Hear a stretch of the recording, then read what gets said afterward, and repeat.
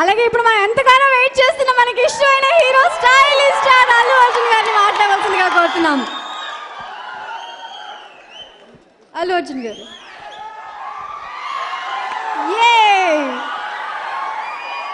Hello Kumari 21F produce by Sukumar. Suku already చెప్పాడు ఇలాంటి cinema గమ్మనుండు మాట్లాడిన తర్వాత ఇలాంటి సినిమా చేసేప్పుడు బడ్జెట్స్ చాలా కాంపాక్ట్గా ఉంటాయి. చాలా కొత్త టెక్నీషియన్స్ యంగ్ టెక్నీషియన్స్కి వెళ్తారు. కానీ నువ్వు బడ్జెట్ గురించి వరి అవద్దు, నేను ఉన్నాను అని ఈ సినిమాకి మ్యూజిక్ చేస్తానని చెప్పి తన పెద్ద మనసు చూపించిన music director Devi Sri Prasad. I'm very proud of you. నువ్వు ఎన్నో హిట్ సినిమాలు సూపర్ హిట్ సినిమాలు చేస్తుండొచ్చు, కానీ ఇలా ఫ్రీగా ఒక సినిమా వచ్చి సపోర్ట్ చేసినందుకు I really feel proud of you Devi. First time నీ ఆడియో ఎప్పుడు నాకు ఇష్టం, but now I'm also proud of your audio. Thank you Devi. అలాగే నేనొక్కడనే రోబో లాంటి పెద్ద పెద్ద సినిమాలు చేసిన కెమెరామెన్ రత్నవేల్ గారు మాకు అప్పుడు ఆర్య కూడా చేశారు.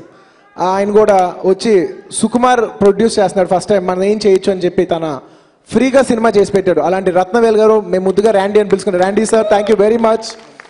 నిజంగా అంటే డబ్బు పక్కన పెట్టి సినిమాకి సుకుమార్కి రెస్పెక్ట్తో ఇష్టంతో సినిమా చేసినందుకు ఈ సినిమా అలా చాలామంది చేశారు ఈ సినిమా. వాళ్ళందరికీ సుకు తరపున నేను మనస్ఫూర్తిగా ధన్యవాదాలు తెలియజేసుకుంటున్నాను.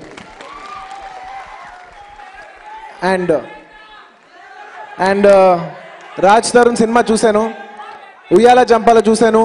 సినిమా చూపిస్తా మామ, నేను ఫస్ట్ టైం షాక్ అయ్యాను. అదేంటి మా సినిమా ఇది పాట పేరా సినిమా పేరా అని.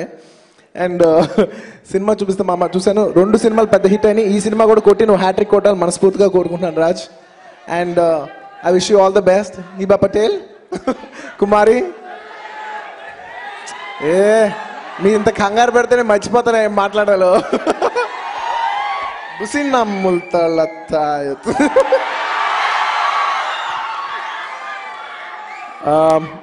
ఈ సినిమాకి మా ఆర్య సినిమా అప్పటి నుంచి పనిచేసిన director Pratap, I wish you all the best.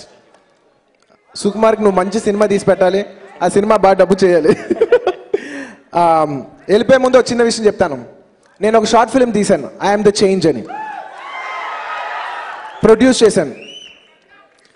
Produce చేసేప్పుడు మీరు నమ్మరు, ఇంకో 4 డేస్లో ఇండిపెండెన్స్ డే, 4 రోజులు ఉన్నాయి. అంటే కాన్సెప్ట్ అనుకున్నాం, ఇంకో 4 డేస్లో షూట్ చేయాలి. ఎవరు అడిగితే ఇస్తారు, ఏ డైరెక్టర్ అడిగినా ఇప్పుడు అడిగితే తంతారు, ఎందుకంటే వాళ్ళు షూటింగ్లో ఉంటారు, అడుగుతాం కూడా అన్యాయం. కానీ నాకు తెలుసు, నేను స్ట్రైట్గా ఫోన్ చేసి డార్లింగ్ సుకు ఒకసారి ఆఫీస్కి ఒకసారి రాగలవా అని చెప్పాను. వచ్చాడు.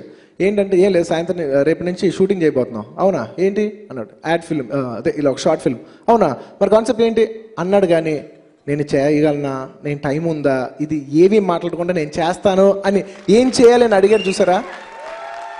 అది నాకు సుకుమార్కు ఉన్న రిలేషన్షిప్. అండ్ రెమ్యునరేషన్ వైజ్ కూడా నేను చెప్పాను. రెమ్యునరేషన్ గురించి చెప్పాలంటే తను అలా కోపంగా చూశాడు. ఏం ఉండదు, అది చెప్తామనే చెప్తాను. నువ్వు అంత కోపడతానికి ఏం అక్కర్లేదు, ఎందుకంటే నేనేం డబ్బులు ఇవ్వట్లేదు. ఆర్య 3నా, ఆర్య 3 వద్దు, కానీ నేను సుకుమార్ కలిసి మళ్ళీ ఆర్యాన్ని మర్చిపోయి ఒక సినిమా అయితే ఇద్దాం అనుకుంటున్నాం.